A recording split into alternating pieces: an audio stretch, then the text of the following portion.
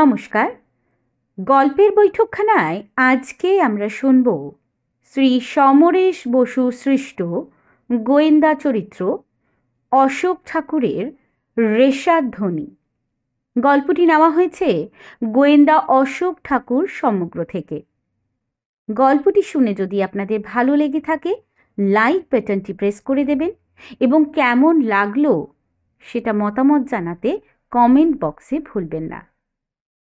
শুরু করছি আজকের গল্প রেশাধ্বনি। শনিবারের সকালবেলা, বেলা এখন 10:30 প্রায়। একটু একটু করে গরম পড়তে আরম্ভ করেছে। ফাল্গুন মাস, আবার রাতের দিকে একটু ঠান্ডাও পড়ে। ভোরবেলা ঘাসে এবং গাছের পাতায় এখনো শিশির বিন্দু চিকচিক করে। রোদ উঠতে না উঠতেই উবে যায়। কলকাতার 25 মাইলের উপকণ্ঠে এই শহরে রাত্রি প্রহায় অন্ধকার থাকতেই শিল্পাঞ্চল, কারখানার বাঁশি বাজার সঙ্গে সঙ্গেই শ্রমিক কর্মচারীদের সারা জাগে। শহর জেগে ওঠে, দোকানপাটও তাই তাড়াতাড়ি খোলে।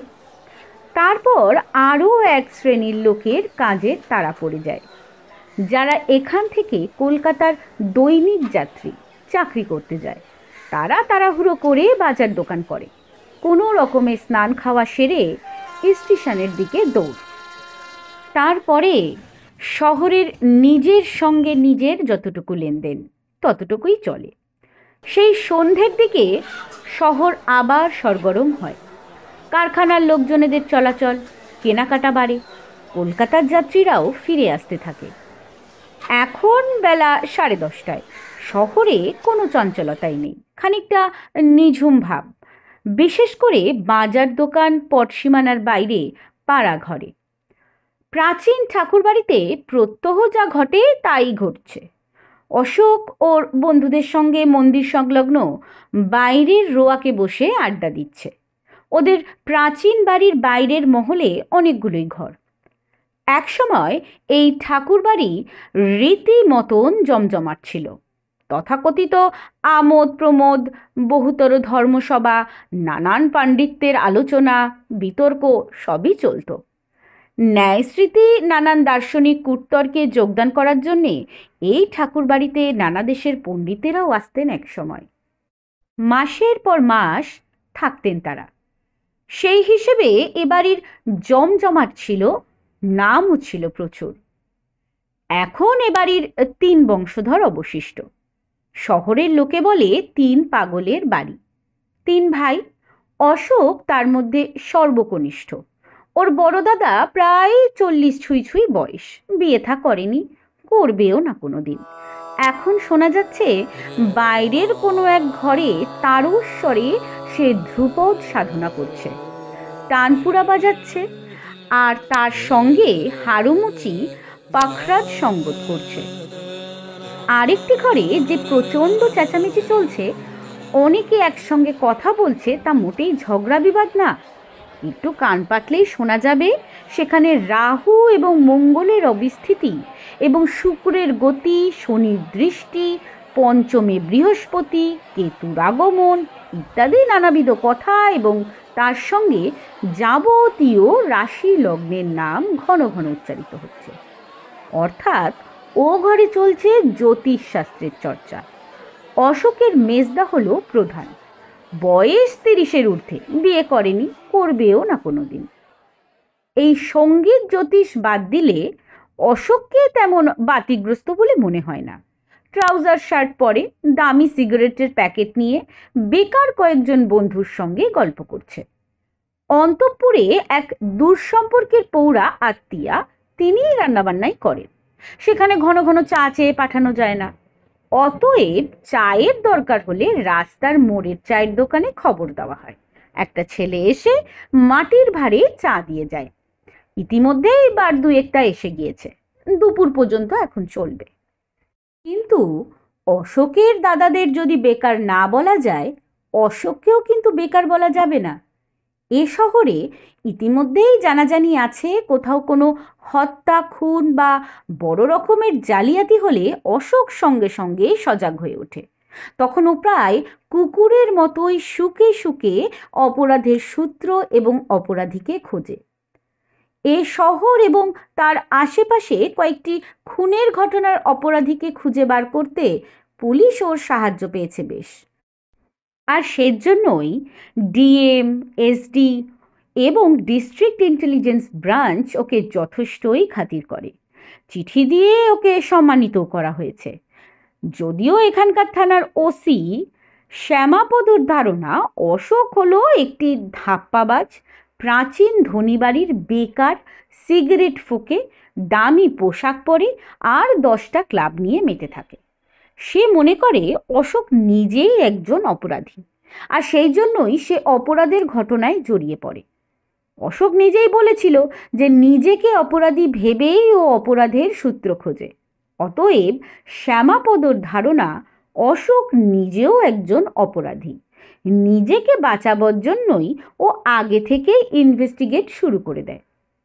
অথচ এ শহরে অন্তত 3টি মারাত্মক খুনের ঘটনায় খুনি আসামিদের সন্ধান কিন্তু ওই দিয়েছে, খুনের কারণ খুঁজে বার করেছে। শ্যামাপদ মুখে যাই বলুক, মনে মনে নিজে যে কতখানি তা বিশ্বাস করে সেটা শ্যামাপদই জানে। তবে বড় রকমের কোনো ঘটনা ঘটলেই সে আগে অশোকের সন্ধান করে। কখনো কখনো তো মনে হয় 25-26 বছরের অশোকের প্রতি তার কিঞ্চিত স্নেহ ভালোবাসাও আছে। তবে তা ধরা খুবই মুশকিল। অশোককে সে ধমকে ছাড়া কথা বলে না, আর অশোক তাতে মিটিমিটি হাসে। শ্যামাপদ 40 ছাড়িয়েছে, আজও বিয়ে করেনি, চা সিগারেট কিছুই খায় না, সাত্ত্বিক ধরনের এবং রক্ষণশীল দারোগা। চেহারাটা কিন্তু জবরদস্ত। সেই তুলনায় অশোক একটু ছিপছিপে, লম্বা, একটু রোম্যান্টিক টাইপের ছেলে। বেলা 10:30টায় ঠাকুরবাড়ি যখন ধ্রুপদে পোখরাজে এবং জ্যোতিষশাস্ত্রের আদ্যশ্রদ্ধাতে এবং লীগের খেলা ও রাজনৈতিক আলোচনায় ঘর ও রোয়াক সরগরম, তখনই শ্যামাপদর জিপ এসে দাঁড়ালো বাইরে রোয়াক ঘেঁষে, একেবারে অশোকদের আড্ডার সামনে। ড্রাইভারের সিটে স্বয়ং শ্যামাপদ, আর কেউ নেই। অশোক ডেকে বলল, আরে দারোগা বাবু যে, আসুন। অশোক জানে ওর মুখে দারোগা বাবু শুনলেই শ্যামাপদ চটে যায়। শ্যামাপদ গাড়ির ইঞ্জিন বন্ধ করে তার ঈষদরক্ত চোখে একবার অশোককে দেখল, তারপরে ওর বন্ধুদের প্রতি। বেকার দেখলেই শ্যামাপদ একেবারে খাপ্পা হয়ে যায়। তার উপরে তাদের যদি আবার রকে বসে আড্ডা দিতে দেখে তবে তো কথাই নেই। শ্যামাপদ গাড়ির থেকে নেমে বলল, রকবাজি বেশি ভালোই চলছে দেখছি, তা কটি মেয়েকে দেখে শীষ দেওয়া আর টিজ করা হলো? হ্যাঁ? অশোক বলল, এই যে মহিলাকে দেখে আমরা হিরিক দিই, তিনি তো আবার সন্ধ্যের আগে সেজে গুজে বেরোন না, আবার ওই সময়তে তো উনি আবার রিফিউজি মেয়েদের উদ্ধার করতে বেরোন। অশোকের বন্ধুরা হেসে উঠল। শ্যামাপদ ধমকে উঠে বলল, থাক থাক, তোমাদের মুখ থেকে আমি আর ওসব কথা শুনতে চাই না। এখন দিলালি গল্প আর ওই বন্ধুদের ছেড়ে আমার সঙ্গে একটু যেতে পারবে? অশোক বলল, কোথায়, থানায় নাকি? শ্যামাপদ বলল, না, ওই রেল লাইনের ধারে মালিপাড়ায়। সেখানে? সেখানে কি ব্যাপার? শ্যামাপদ ভ্রুকুটি চোখে সন্দিগ্ধ জিজ্ঞেস করল, শোনোনি কিছু না? অশোক বলল, ও কই না তো। শ্যামাপদ অশোকের বন্ধুদের দিকে একবার তাকিয়ে নিয়ে বলল, তোমরা এসব বেকার বন্ধুরাও কিছু বলনি না? অশোক বলল, ওরা বোধহয় জানে না। শ্যামাপদ তার মোটা ঠোঁট উল্টে একটু হাসির ভাব করে বলল, কিংবা ইচ্ছে করেই বলেনি, কারণ নিজেরাই কেউ হয়তো গিয়ে অপরাধটা করে এসেছে। অশোক হেসে উঠে সিগারেটের প্যাকেট এগিয়ে দিয়ে বলল, দারোগা বাবু, সিগারেট খান? আচ্ছা, আপনি কি একটু রকে বসে চা খাবেন নাকি? শ্যামাপদ হুমকে বলল, হ্যাঁ, আমি ওসব কিছু খাই না। তাহলে আমার বন্ধুদের একটু খাওয়াই। বলে ও ওর বন্ধুদের সিগারেট বাড়িয়ে দিল। ওর বন্ধুরাও নীরবে হাসছে। হুমকানো দারোগা শ্যামাপ্রসাদকে ওরাও খানিকটা চেনে, জানে অশোক আর শ্যামাপদর মধ্যে এখন মান সম্মানের লড়াই চলছে। সকলেই সিগারেট ধরালো। শ্যামাপদ আবারও হাঁকলো, কে তুমি যাবে কি যাবে না? অশোক সিগারেট ধরিয়ে বলল, আরে কি ব্যাপার, কিছুই তো বললেন না, মালিপাড়ায় কি হয়েছে? ও, না শুনলে বুঝি যাওয়া যায় না? গাড়িতে যেতে যেতে শুনলে হবে না? অশোক বলল, আপনি যদি তাই বলেন তাহলে তাই হবে না কেন? তবে আপনি আমার বন্ধুদের দোষারোপ করতে চাইছিলেন তো, তাই ঘটনাটা শুনতে চাইছিলাম। শ্যামাপদ আবার সকলের দিকে একবার ভ্রুকুটি চোখে দেখে নিয়ে বলল, মালিপাড়ায় পান্না গোয়ালার 5 বছরের মেয়েকে কে বা কারা খুন করে একটা ভাঙা শিব মন্দিরে ফেলে রেখে গেছে। অশোক ভুরু কুঁচকে উচ্চারণ করল, 5 বছরের মেয়ে? ওর বন্ধুরাও অবাক হয়ে শ্যামাপদর দিকে তাকালো। শ্যামাপদ বলল, হ্যাঁ, ওই 8 ঘন্টা আগে থানায় খবর দিয়েছে। সকাল 7:30-8টা থেকে মেয়েকে খুঁজে পাওয়া যাচ্ছিল না। পাড়ার কোন বুড়ি সেই ভাঙা মন্দিরের গায়ে ঘুঁটে দেয়, তার চোখেই প্রথম পড়ে। সে দেখতে পায় পান্না গোয়ালার মেয়ে মন্দিরের ভেতরে দেওয়ালের গায়ে ঝুলছে, গলায় তার দড়ি বাঁধা, এখনো সেই অবস্থাতেই আছে। তা আমি এখন যাচ্ছি, তা ভাবলাম তোমায় ডেকে নিয়ে যাই। তোমার তো আবার ওই কারবার ওই ক্রিমিনালদের সঙ্গেই না? অশোক আবার হাসল, বলল, আর আপনার কারবার তো শহরের যত পুণ্যিবানদের সঙ্গে, যাদের বাইরের কোচর পত্তর আর ভেতরে ছুচোর কীর্তন। চলুন যাওয়া যাক। অশোকের বন্ধুরা হেসে উঠল। শ্যামাপদ ধমক দিল, খুব হাসি পাচ্ছে না? যেদিন সব কটাকে শ্রীঘরে পাঠিয়ে দেব। অশোক রোয়াক থেকে নেমে বলল, সে তো আপনি সবসময় পারেন, চলুন এখন যাই। অশোকের বন্ধুদের দিকে তাকিয়ে হেসে বিদায় নিয়ে শ্যামাপদর পাশের সিটে গিয়ে বসল। শ্যামাপদ গাড়িতে উঠে গাড়ি স্টার্ট করে শহরের ভিতরের আঁকা বাঁকা সরু রাস্তা দিয়ে চলল। খানিকক্ষণ পর জিজ্ঞেস করল, এরকম একটা খুন তোমার কি মনে হয় বলো তো?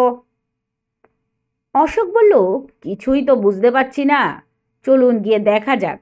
জ্ঞাতি বিবাদে এরকম কিছু ঘটতে পারে কি না বুঝতে পারছি না। অনেক সময় প্রতিবেশীদের ঝগড়া আর রেষারেষিতেও নিরপরাধী শিশুর প্রাণ যেতে পারে। তবে এরকম ঘটনা বিহারের গ্রাম অঞ্চলেই বেশি হয়, আমাদের দেশে বিশেষ দেখা যায় না। শ্যামাপদর মুখ চিন্তিত দেখালো। অশোকের কথার উপরেই সে ভাবতে আরম্ভ করেছে। 10 মিনিটের মধ্যেই ওরা সেই ভাঙা মন্দিরের সামনে এসে থামল। মালিপাড়াটা রেল লাইনের ঘেঁষে। রেল লাইনের দিকে পাঁচিল তোলা, লাইন দেখা যায় না। মন্দিরটা মালিপাড়ার প্রায় শেষে। মালিপাড়াকে গরিবদের পাড়াই বলা চলে, তবে কিছু কিছু নতুন বড় লোকেরাও এখানে ভাড়া বাড়ি বা বস্তি কিনে নতুন বাড়ি তুলেছে। তাদের বাদ দিলে অধিকাংশই গরিব। তবে পান্না গোয়ালাকে খুব গরিব বলা চলে না। তার দুধের এবং ছানার ব্যবসা খারাপ না। পুরনো টালির ঘরের পাশে 2 কামরার একটি পাকা বাড়িও সে তুলেছে। পান্নার স্ত্রী মন্দিরের কাছে পড়ে চিৎকার করে মাথা ঠুকে ঠুকে কাঁদছে, ওরে আমার এমন সর্বনাশ কে করলো রে? আমার এই দুধের শিশু কার কি করেছে গো? পান্না গোয়ালাকে দেখা গেল কয়েকজন ধরে রেখেছে, সেও কাঁদছে। পাড়ার লোকেরা ভিড় করেছে। ইতিমধ্যেই থানা থেকে একজন এসআই ও কয়েকজন সেপাই এসে গিয়েছে। কালো পুলিশ ভ্যান দাঁড়িয়ে আছে। তারা সবাই মন্দিরটাকে প্রায় ঘিরে রেখেছে। শ্যামাপদর সঙ্গে অশোক জিপ থেকে নামল, এগিয়ে গেল মন্দিরের দিকে। সবাই ওদের পথ ছেড়ে দিল। অশোক দেখল মালিপাড়ার এই মন্দিরটা একটা সরু গলির মুখে, যে গলিটা মালিপাড়ার মূল রাস্তা থেকে একটা নামহীন গলি দিয়ে ভরদ্বাজ গলির দিকে গেছে। মন্দিরের গলিটা এদিক থেকে বেশ নিরিবিলি। অনেকগুলো বাড়ির পেছনের দিক এটা। সদরের মুখ কিন্তু এটার অন্যদিকে। লোক চলাচলও সেদিকে আছে। আশেপাশে কয়েকটা গাছও আছে, সবই গৃহস্থের, আম জাম জামরুল গাছ ইত্যাদি আর কি। জায়গাটাকে বেশ নিরিবিলিই বলা যায়। মন্দিরের ভাঙা দাওয়ায় শ্যামাপদর সঙ্গে উঠে অশোক মন্দিরের ভাঙা দরজার কাছে গেল। দরজায় পাল্লা বলে কিছু নেই, এমনকি শিবলিঙ্গেরও বিগ্রহও নেই। ভিতরের দিকে দিনের আলো থেকে চোখ ফিরিয়ে তাকালে হঠাৎ একটু অন্ধকার মনে হয়, কিন্তু কয়েক সেকেন্ড পরেই মন্দিরের ভিতরের সব কিছু স্পষ্ট হয়ে ওঠে। অশোক শ্যামাপদকে জিজ্ঞেস করল, ভেতরে ঢুকবো? শ্যামাপদ বলল, হ্যাঁ চলো, দুজনেই ঢুকি।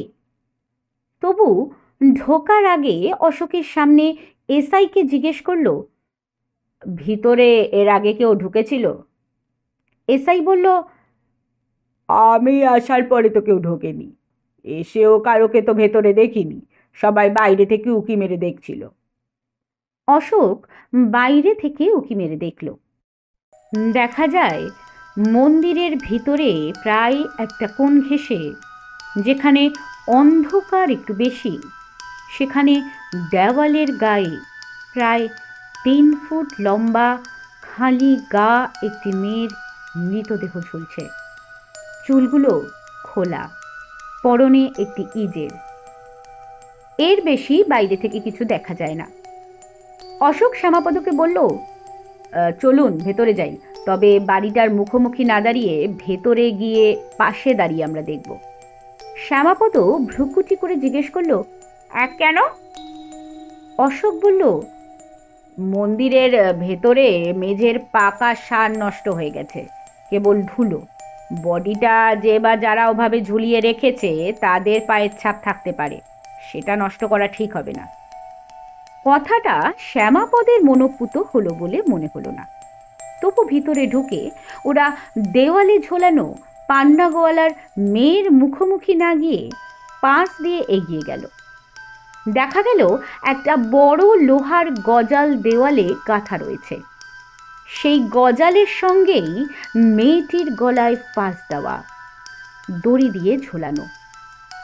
দৃশ্যটা রীতিমতন বিভৎস। 5 বছরের একটি মেয়ে, দড়ির ফাঁস দিয়েই হোক বা আগে গলা টিপে খুন করেই হোক, তারপর গজালের সঙ্গে ঝোলানো হয়েছে। চোখ খোলা, উদ্দীপ্ত স্থির দুটো কালো তারা, এখনো যেন বাজবার আরতি ফুটে রয়েছে।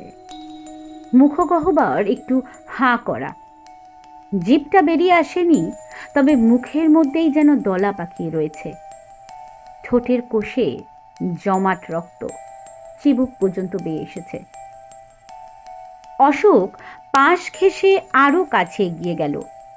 বোঝা যায় ছেলে মানুষের মেয়েটির গায়ে কোনো জামা ছিল না। গলার কাছে দৃষ্টি হেনে বুঝতে পারল দড়ির বাঁধন ছাড়া আর কোনো দাগ নেই। তার মানে খুনি অতীত দিনের ঠগীদের মতন দড়ির ফাঁস পরিয়ে এক টানেই হত্যা করেছে। তারপরে অবশিষ্ট দড়ি দিয়ে গজালের সঙ্গে বেঁধে ঝুলিয়ে দিয়েছে। সম্ভবত গলার পিছনের দড়ির 2টো গিঁট আছে, একটা গিঁট খুন করার সময় আর দ্বিতীয় গিঁটটা ঝোলাবার সময়। খুনি সামনে থেকে ফাঁস দেয়নি, কেননা গলার সামনে কোনো গিঁট দেখা যাচ্ছে না। বোধহয় আচমকা পিছন থেকে ফাঁস পরিয়ে দিয়েছিল। কিন্তু কেন? এই প্রশ্নটাই সর্বাগ্রে জাগে। 5 বছরের একটি মেয়ে, সে তো কারো শত্রু হতে পারে না, তার কাছে কি বা স্বার্থ থাকতে পারে? মানুষ যখন পাশবিকতায় মাতে তখন তার পশু উন্মত্ততাকে মাপা যায় না। তাই অশোক খুব ভালোভাবে মেয়েটিকে নিরীক্ষণ করে দেখল, কিন্তু পরিষ্কার বোঝা যায় মেয়েটির ইজের নিয়ে কোনো রকমের টানাটানি করা হয়নি, এমনকি খোলাও হয়নি। শরীরে কোথাও কোনো দাগও চোখে পড়ে না। অবশ্য বাইরের আলোয় হয়তো আরো কিছু চোখে পড়তে পারে, সেটা দেখতে হবে।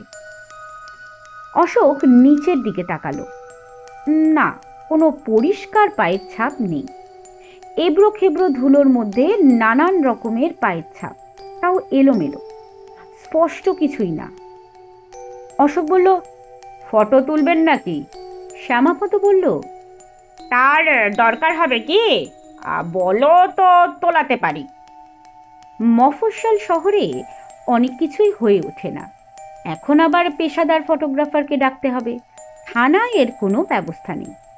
অশোক বলল, তাহলে এসআইকে একটু নিখুঁতভাবে একটা বিবরণ লিখতে বলুন, আর তারপর ডেড বডি গজাল শুদ্ধ খুলে বাইরে নিয়ে চলুন। অশোক মন্দিরের ভিতরে চারপাশে নিরীক্ষণ করে দেখল, বিশেষ কিছুই চোখে পড়ে না। একপাশে কিছু মাটি, একটা গোবর মাখা ভাঙা চাঙারি, আর একটা গোবর মাখা ছোট কাঠের পাটাতন। ছাগলের নাদিও ছড়ানো ছিল, বোধহয় কুকুরেরাও কখনো কখনো ওখানে আশ্রয় নেয়। অশোক বাইরে বেরিয়ে এলো, মনে এক প্রশ্ন, কেন? কেন এরকম একটি শিশুকে খুন করতে হলো? ও কি কারোর গোপন কথা শুনে ফেলেছিল, যে কথা কারোর পক্ষে মারাত্মক ক্ষতিকর, জানাজানি হলে সর্বনাশ হয়ে যাবে? অথবা এমন কোনো ঘটনা কি ওর চোখে পড়েছিল, যে ঘটনার কোনো সাক্ষী থাকা মানেই সর্বনাশ? জানাজানির ভয়ে আগেই হয়তো মেয়েটিকে মেরে ফেলার প্রয়োজন হয়েছিল। এবং সে ঘটনাই বা কি হতে পারে? কোনো খুনের সাক্ষী ছিল কি পান্না গোয়ালার মেয়ে? প্রাথমিকভাবে এই চিন্তায় মস্তিষ্ক জুড়ে থাকতে চাইছে। আরও গুরুতর বিষয় ভাবার আছে, একটু কথাবার্তা না বললে বোঝা যাচ্ছে না, বিশেষ করে পান্না এবং তার স্ত্রীর সঙ্গে। অশোক বাইরে এসে দেখল পান্নার স্ত্রীকে সরিয়ে নিয়ে যাওয়া হয়েছে। পান্না তখনও কোচার খুঁট দিয়ে চোখ মুছছে, তাকে কয়েকজন ঘিরে রয়েছে। শ্যামাপদ অশোকের মুখের দিকে তীক্ষ্ণ চোখে চেয়ে জিজ্ঞেস করল, কি বুঝছো বলো তো? কোনো সেক্স ম্যানিয়াকের কাণ্ড নাকি? অশোক বলল, দেখে তো সেরকম কিছু মনে হচ্ছে না, তবে মনে হচ্ছে মেয়েটির পিছু পিছু চুপি সারে এসে কেউ হঠাৎ ফাঁস পড়িয়ে মেরেছে। আচ্ছা, পান্নাকে কি কয়েকটা কথা জিজ্ঞেস করা যায়? শ্যামাপদ যেন একটু থামল, তারপর বলল, হ্যাঁ, করে দেখো। বলেই শ্যামাপদ হাঁক দিল, ও পান্না গোয়ালা, এদিকে এসো, এখন ওসব কান্নাকাটি রাখো। কিছু বলবার নেই, শ্যামাপদ একেবারে আগা পাঁচতলা পুলিশ।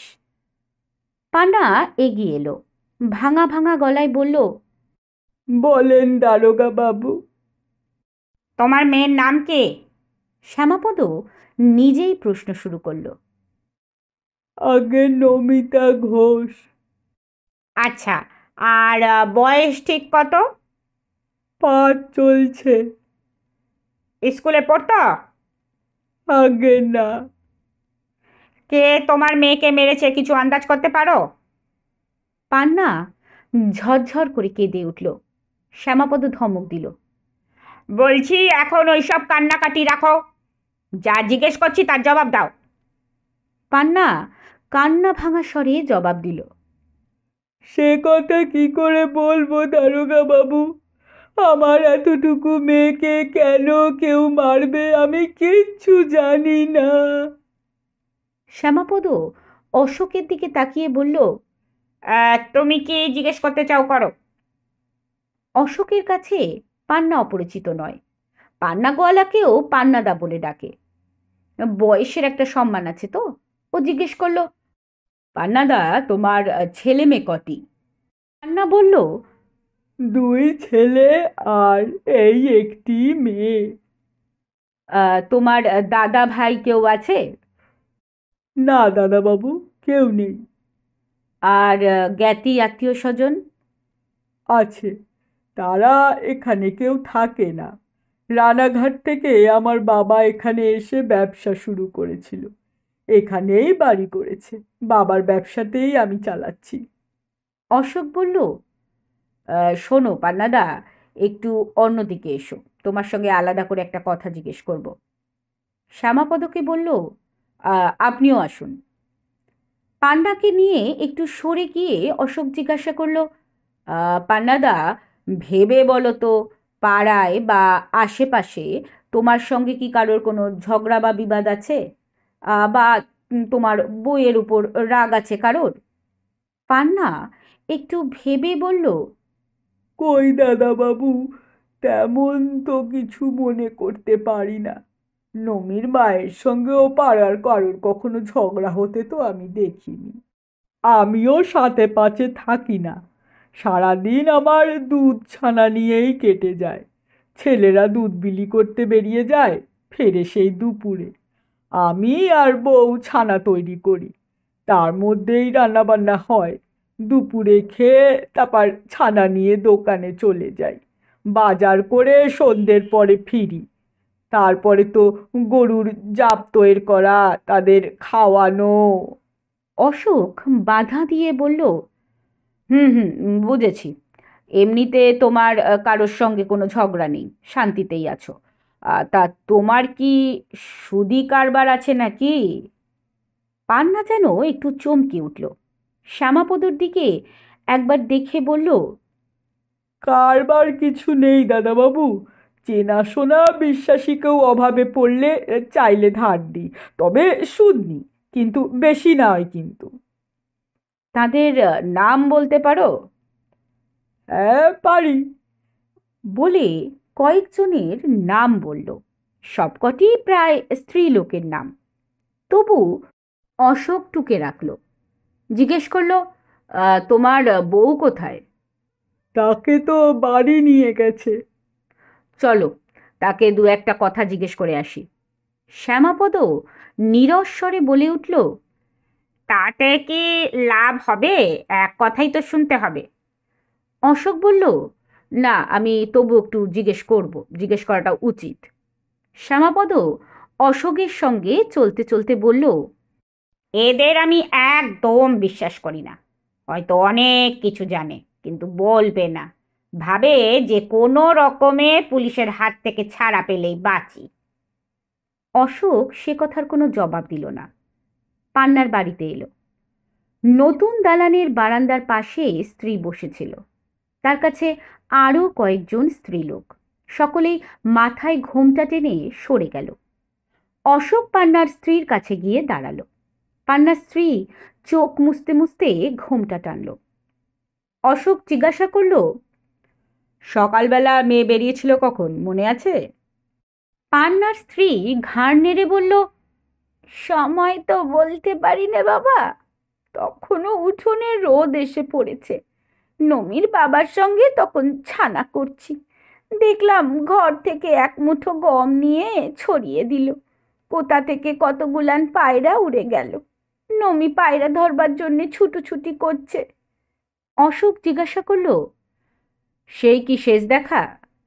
পান্নার স্ত্রী মাথা ঝাঁকিয়ে মুখে কাপড় চাপা দিয়ে কেঁদে উঠল।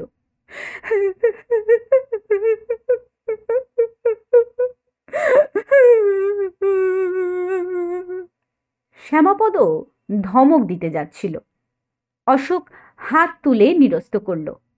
জিজ্ঞেস করল, কতক্ষণ বাদে খোঁজ পড়ল ওর?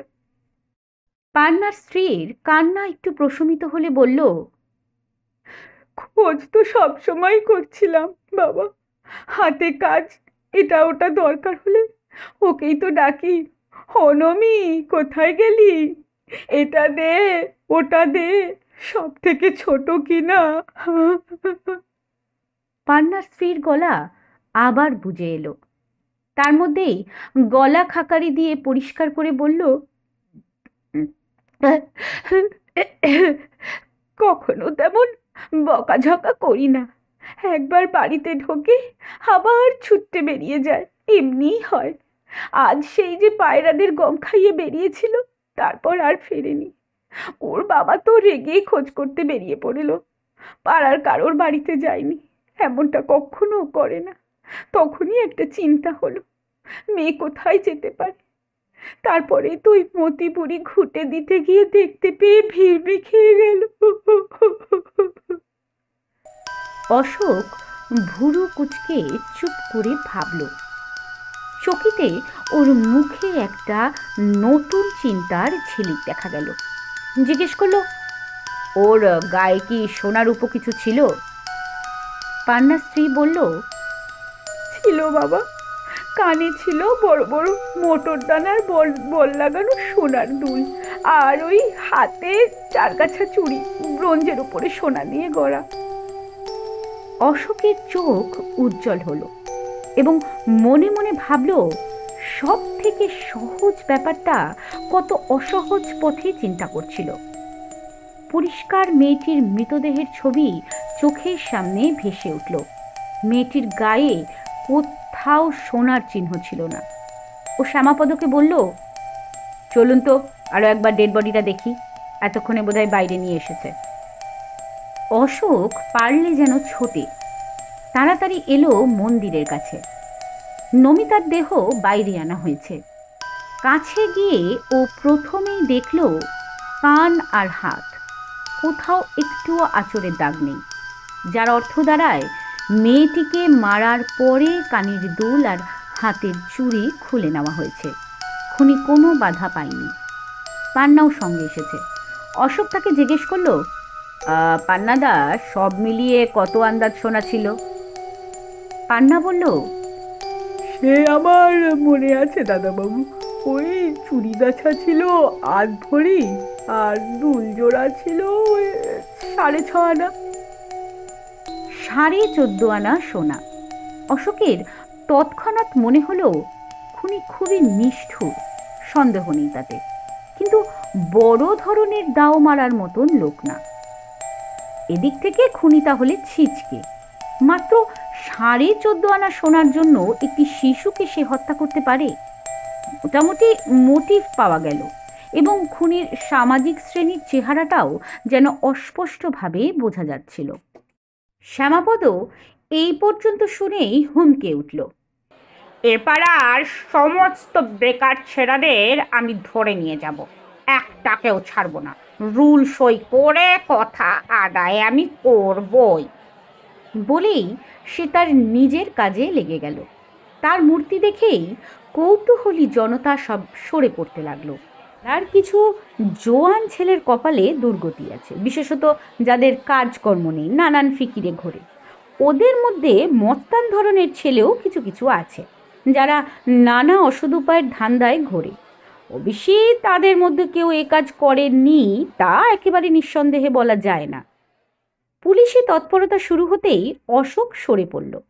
প্রথমেই দেখা করল মতি বুড়ির সঙ্গে, যে মন্দিরে প্রথম মৃতদেহ দেখতে পেয়েছিল। সে কথার মধ্যে কেবল গোঙালো, কিছুই বলতে পারল না। তবে এটা জানা গেল যে মৃতদেহ স্পর্শ করার সাহস তার ছিল না। কাছে গিয়ে সে দেখেনি এবং ঘুঁটে দিতে যাবার সময় আশেপাশেও কারোকে দেখতে পায়নি। তারপর অশোক চেনা মুখ বেকার ছেলেদের খুঁজে বেড়ালো, বিশেষ করে যারা একটু মস্তান ধরনের, ওয়াগন ভাঙা বা ওই লরি লুট করার দলে যারা থাকে। এরা অধিকাংশই অশিক্ষিত বস্তিবাসী। ভদ্রলোকের ছেলেরা আজকাল যেরকম মস্তান হয় সেরকম নয়। কিন্তু কারোর সঙ্গে কথা বলেই সেরকম কোনো ফল পাওয়া গেল না। অনেককে তো পাওয়াই গেল না। পাড়ার ঘটনা শুনেই গা ঢাকা দিয়েছে, না দিয়েও উপায় নেই। তারা সত্যি কথা বললেও শ্যামাপদ ওদের ছাড়বে না, আগে হাজতে নিয়ে গিয়ে পুড়বে। বাড়ির পথে ফিরতে ফিরতে প্রথমে যে কথা অশোকের মনে এলো তা হচ্ছে খুনির টাকার খুব জরুরি প্রয়োজন। তার জন্যে যে কোনো অপরাধ করতে তার দ্বিধা ছিল না। অতএব দুল আর চুরি হয়তো সে ইতিমধ্যেই বিক্রি করেছে। এ শহরে স্বর্ণকারের সংখ্যা কম না, সব জায়গায় হানা দিয়ে জানাও বোধহয় সম্ভব হবে না। বিশেষত এই খুনের ঘটনা জানার পরে তো কোনো স্বর্ণকার বা স্বর্ণ ব্যবসায়ী যদি সেই চুরি দুল কিনেও থাকে, এখন তা আর স্বীকার করবে না। তার পক্ষে দুটো পথ খোলা: খুনের ঘটনা জানার সঙ্গে সঙ্গে পুলিশকে সব জানিয়ে দেওয়া, অথবা একেবারে মুখে কুলুপাটা। এমনকি খুনি ধরা পড়ে যদি স্বীকারও করে, তখনও যে সে স্বীকার করবে না। চুরি দুলের কোনো পাত্তাই পাওয়া যাবে না। ব্যবসায়ীর ঘরে সেই চুরি দুল যায়নি। পাড়ার কাছে পিঠেই কেউ অল্প টাকায় সোনা কিনে নিয়েছে। শহরে সেরকম লোকের অভাব নেই। বাড়ি ফিরে আসার পথে অশোকের সঙ্গে হারান ভট্টাচার্যের দেখা হলো। বয়স 50-52। বেশ ধোপরদুস্ত ধুতি পাঞ্জাবি পরে পান চিবোতে চিবোতে হনহন করে হেঁটে চলেছে। অশোককে জিজ্ঞেস করলো, অশোক, এত বেলায় কোথা থেকে এলে? অশোক বলল, এই এদিকেই একটু গিয়েছিলাম। তা আপনি এত হন নিয়ে কোথায় চললেন? হারান ভট্টাচার্য বললেন, আজ শনিবার, তাও জানো না? শালারা এত দেরি করিয়ে দিলে এখন কোন ট্রেন পাবো কে জানে। কলকাতার মাঠে গিয়ে দেখবো একটাও ঘোড়া নেই। অশোকের মনে পড়ে গেল হারান ভট্টাচার্য একজন মস্ত রেসুরে। সামান্য একটি কয়লার গোলা আছে, তাতে সংসার কতটুকু চলে কে জানে। তার গলায় সারাদিনই এ শহরের সমস্ত ভদ্র অভদ্র যারা রেস খেলে তাদের ভিড় লেগে থাকে। ঘোড়ার নারী নক্ষত্র তার জানা। অনেকেই তার উপদেশে লাভবান হয়েছে। হারান ভট্টাচার্যের নিজেরও কিছু কিঞ্চিত আয় হয় তাতে। অশোক নিজের ঘড়ি দেখে বলল, এখন আর 1টা 5 মিনিটের আগে তো কোনো ট্রেন বোধহয় আপনি পাবেন না। হারান ভট্টাচার্য সরোষে বলে উঠল, দেখো দেখি কাণ্ড! শালারা একেবারে উকুনের মতো লেগে থাকে, ছাড়তে চায় না। এখন দেখ কোন বেটা আমার জন্য বসে আছে, যে যার এতক্ষণে বোধহয় কলকাতা পৌঁছে গেছে। হাদুটা প্রত্যেক শনিবার ডেকে নিয়ে যায়, সে হতভাগাও আজ আসেনি। বলে হারান ভট্টাচার্য প্রায় দৌড়াতে লাগলো। অশোক ভাবল, কি নেশা রে বাবা! একেই বোধহয় জুয়ার নেশা বলে। এখন স্ত্রী সন্তানের মৃত্যুর খবর পেলেও বোধহয় হারান ভট্টাচার্যকে আটকানো যাবে না। শোক করতে হলে ফিরে এসে করবে। অশোক মনে মনে হাসল। বাড়ি এসে পৌঁছালো। বাড়ির বাইরের ঘরে গান এবং জ্যোতিষ চর্চার আড্ডাও ভেঙে গেছে। ও বাড়ির ভিতরে ঢুকে দোতলায় গেল। গিয়ে দেখলো কাঞ্চন বৌদি ওর ঘরের সামনে বারান্দায় দাঁড়িয়ে রয়েছে। কাঞ্চন ওর জ্ঞাতি সম্পর্কের দাদা স্ত্রী। পাশেই বাড়ি। বাড়ির ভিতর দিয়েই বাড়িতে আসার রাস্তা আছে। সুন্দরী কাঞ্চন অশোকেরই প্রায় বয়সী। জীবনটা খুবই অসুখের। অশোকের যে দাদার সঙ্গে তার বিয়ে হয়েছে সে এক ধরনের হাবা এবং বিকলাঙ্গ। প্রচুর অর্থের মালিক, অতএব কাঞ্চনের মতো স্ত্রীভাগ্যও আছে। কাঞ্চন অবশ্যই তার স্বামীকে সেবা শুশ্রূষা করে। এ বাড়িতে অশোকের কাছে মাঝে মাঝে আসে। প্রতিদিন চা করে খাওয়ায়, তত্ত্ব তলাশ করে। দুজনের মধ্যে একটা বন্ধুত্ব আছে, তা কথাবার্তা থেকেই অনুমান করা যায়। কাঞ্চনের শীতে সদ্য সিঁদুর ছোঁয়ানো। অশোককে দেখে বলল, ভাবলাম বুঝি পান্না গোয়ালার মেয়ের খুনিকে একেবারে হাজতে পুড়ে তবে তুমি বাড়ি ফিরবে। অশোকের চোখে তখন এলোমেলো চিন্তার ছায়া। বলল, ও, খবর পেয়েছো তাহলে? না, এখনো হদিশ আর করতে পারলাম কোথায়। ঘটনাটা শুনেছ কি হয়েছে? কাঞ্চন বলল, আমার ঘটনা শুনে দরকার নেই। বাটিতে করে তেল রোদে দিয়েছি, মেখে নাইতে যাও। বুড়ি পিসিমা এখনো ভাত নিয়ে বসে আছেন। অশোক বলল, গরম পড়ে গেছে, এখন আর গায়ে তেল মাখতে ইচ্ছে করে না। ঠিক আছে, তুমি যখন বলছো তখন একটু মাখি। অশোক ঘরে ঢুকে জামা প্যান্ট ছেড়ে চান করবার কাপড় পরে তেল মাখতে লাগলো। কাঞ্চন বলল, তোমার টেলিফোন এসেছিল। অশোক বলল, নিশ্চয়ই থানা থেকে। হ্যাঁ, কি বিচ্ছিরি বড় দারোগার কথাবার্তা। আমাকেই ধমক দিয়ে বলল, তুমি বাড়ি এলেই যেন তোমাকে ফোন করতে বলি। অশোক হাসল। না জানিয়ে সরে পড়বার দরুনই এত রাগ। শ্যামাপদ ভয়, পাছে অশোক আগেই সব জেনে নিয়ে খুনিকে ধরে ফেলে। সে চায় অশোক তাকে সব বলুক, সে গিয়ে খুনিকে ধরে নিয়ে আসে। বলল, লোকটা ওই রকমই, কিন্তু সে কথা থাক। ব্যাপারটা কিরকম বুঝছো বলো তো? কাঞ্চন বলল, কি আর বুঝবো, ঘটনাটা কি তাই তো শুনিনি। অশোক সমস্ত ব্যাপারটা বলল। খুনের উদ্দেশ্য যে সামান্য কয়েকটা অলংকার, সে কথাটাও জানালো। কাঞ্চন খানিকক্ষণ ভেবে বলল, কি জানি বাপু, বুঝতে পারছি না।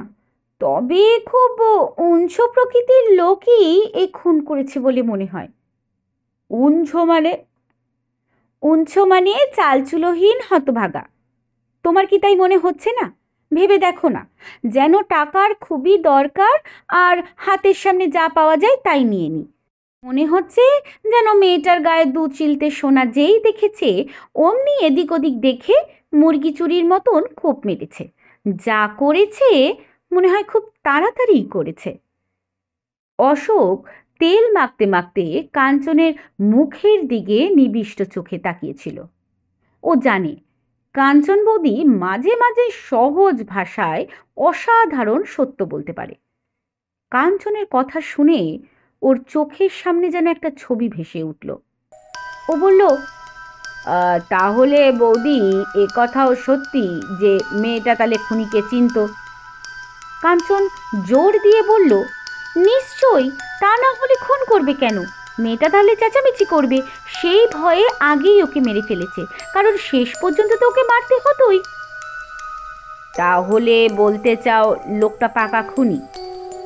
কাঞ্চন বলল, তা আমি বুঝি না, তবে অশোকের তেল মাখা বন্ধ হয়ে গেল, ভাবতে বসলো। কাঞ্চন বলল, নাও নাও নাও, এখন চান করতে যাও তো।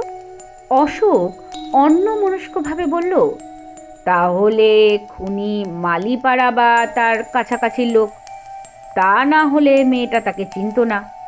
কিন্তু কার এমন টাকার দরকার পড়তে পারে যে মেয়েটাকে মেরে ফেললো? এমন কি দরকার? সংসারের অভাব অনটনে কি লোক এরম কাজ করে?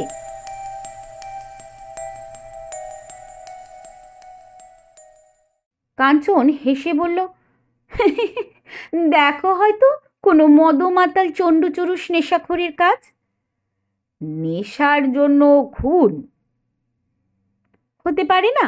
মা বাপের বাক্স ভেঙে বইয়ের গয়না বিক্রি করে ছিনিয়ে নিয়ে গিয়ে অনেকেই তো। অশোক যেন চিন্তায় একেবারে ধ্যানমগ্ন হয়ে গেল। কাঞ্চন তাড়া দিল, কি হলো, যাও স্নান করতে। অশোক সেই অবস্থায় আরো খানিকক্ষণ থেকে লাফ দিয়ে উঠে দাঁড়ালো। ওর চোখের সামনে এখন একটি মাত্রই মূর্তি ভাসছিল। বলল, না না, আমার আর আজকে খাওয়া হবে না। কাঞ্চন ধমকে বলল, খবরদার ঠাকুরপো, এখন তুমি কিন্তু নাওয়া খাওয়া ছেড়ে বেরোলে খুব অন্যায় হয়ে যাবে বলছি কিন্তু। অশোক স্নানের ঘরের দিকে যেতে যেতে বলল, তাহলে যাও যাও, পিসিমাকে শিগগিরই ভাত বাড়তে বলো, আমি এই এলাম বলে। অশোক নাকে মুখে কোনো রকমে কিছু গুজে বাড়ির থেকে বেরিয়ে পড়ল। যাবার আগে কাঞ্চনের গালে একটা টোকা মেরে বলে গেল, নি যদি ঠিক ধরা পড়ে তাহলে এটা তোমারই ক্রেডিট। কাঞ্চন কপট রাগে ঝামটা দিল, তা বলে তুমি আমার গালে টোকা মারবে? ফিরে এসো, তখন তোমার দেখাচ্ছি মজা আমি। অশোক ছুটল। কাঞ্চন পেছন থেকে নিঃশব্দে হাসল।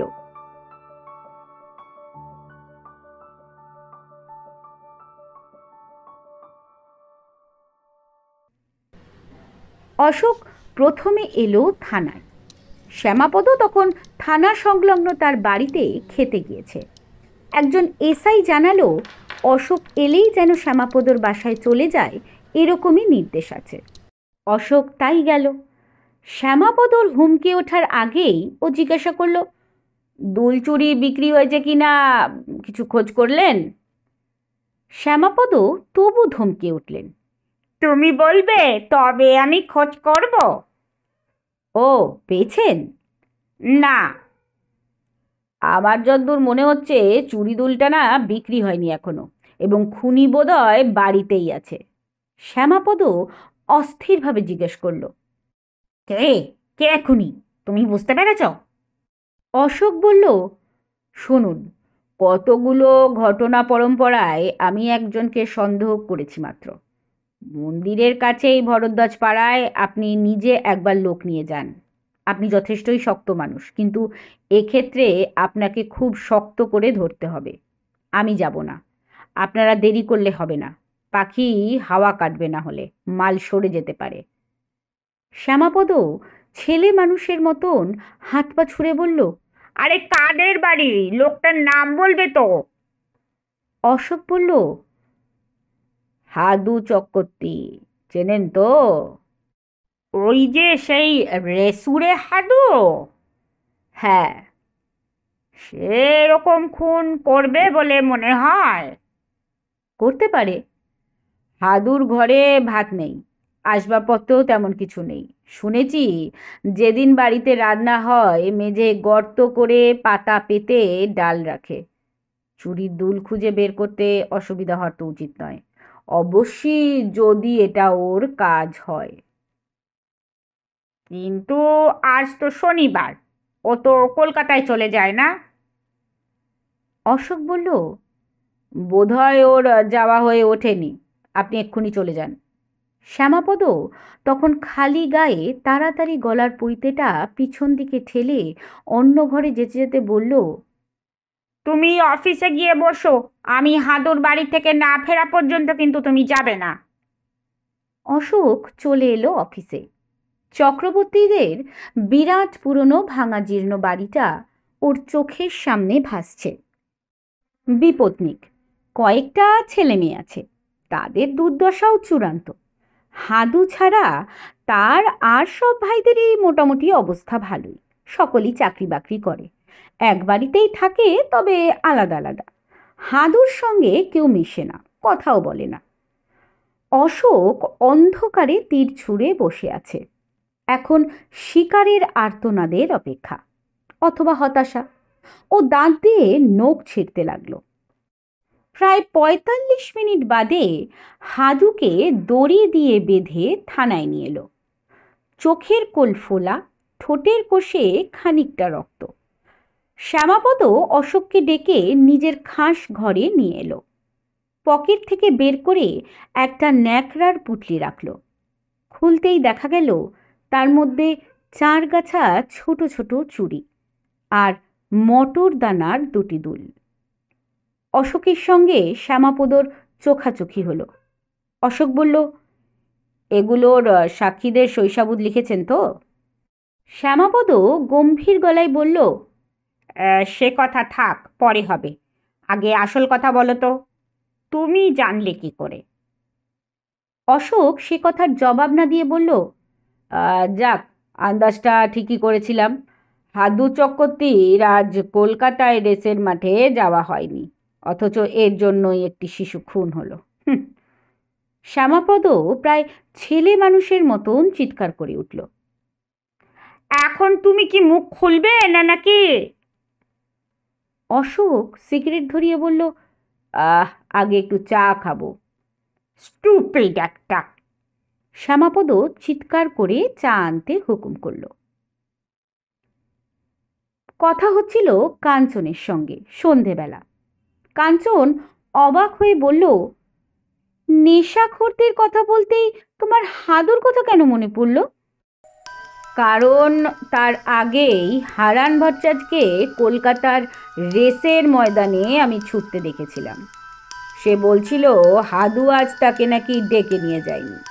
তারপরে তুমি বললে যে বইয়ের গায়ের গয়না ছিনিয়ে নিয়ে গিয়ে নেশাখোরেরা নেশা করে। তখন আমার ওই মালিপাড়া বা কাছাকাছি অনেকের মুখ ভেসে উঠল। একে একে অনেকের মুখ ছেড়ে হাদুর কাছে এসে থামলাম। ওদের বাড়ির পিছন দিকেই মন্দির। মনে পড়ল আজকে শনিবার, আর ওই শনিবার সকাল হলেই হাদু চক্রবর্তীর মাথা খারাপ হয়ে যায়। এ কথা শহরের সকলেই জানে। দুদিন না খেতে পেলেও তার এরকম হয় না। তারপরেই মনে পড়ল ওই বছর ২-১ আগে হাদু বাড়ির মধ্যেই এক ৬ মাসের ভাইজির গলা থেকে সোনার হার খুলে নিয়েছিল। পরে সেটা ধরাও পড়ে গেছিল। মনে পড়ল সেই দিনটাও ছিল শনিবার। আর গত বছর আরেকটাও ঘটনা ঘটেছিল। ওই ভরদ্বাজ পাড়ার একটি ছেলে মাত্র ২ টাকার নোট হাতে পাকাতে পাকাতে দোকানে যাচ্ছিল। হাদু তা কেড়ে নিয়েছিল। সেদিনটাও ছিল শনিবার। আর আজও শনিবার। শনিবার হলেই হাদু চক্রবর্তী ঘোড়ার ডাক শুনতে পায়, কিন্তু সেই প্রেত ঘোড়ার ডাকটা ওর পক্ষে শুভ নয়। কাঞ্চন বলল, শুধু এর ওপর নির্ভর করেই তুমি ঠিক করে ফেললে? হ্যাঁ, অনেক দিক থেকেই মিলে গেল। হাদু নিজেও স্বীকার করেছে, আর তুমি যেরকমভাবে বলেছিলে ঠিক সেইভাবেই ও মেয়েটাকে মেরেছে। কাঞ্চন বলে উঠল, আহ, কি নেশা, ওর কি সাজা হবে? অশোক গম্ভীর মুখে বলল, আমার মতে লোকটাকে কোনো মেন্টাল অ্যাসাইলামে পাঠানো উচিত। এরা অসুস্থ, এদের চিকিৎসা হওয়া দরকার। শোনোনি, ওই যাকে বলে গরিবের ঘোড়ার রোগ? কাঞ্চন অবাক হয়ে অশোকের মুখের দিকে তাকিয়ে রইল।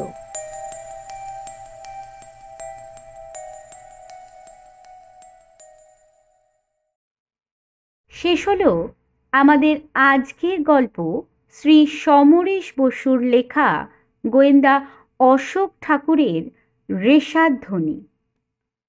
আর যারা এখনো চ্যানেলটিকে সাবস্ক্রাইব করেননি তারা সাবস্ক্রাইব করুন এবং বেল আইকনটি প্রেস করে দিন, যাতে আমরা যখনই গল্প আপলোড করব আপনাদের কাছে নোটিফিকেশন চলে যাবে। গল্প পড়ুন, গল্প শুনুন আর ভালো থাকুন। নমস্কার।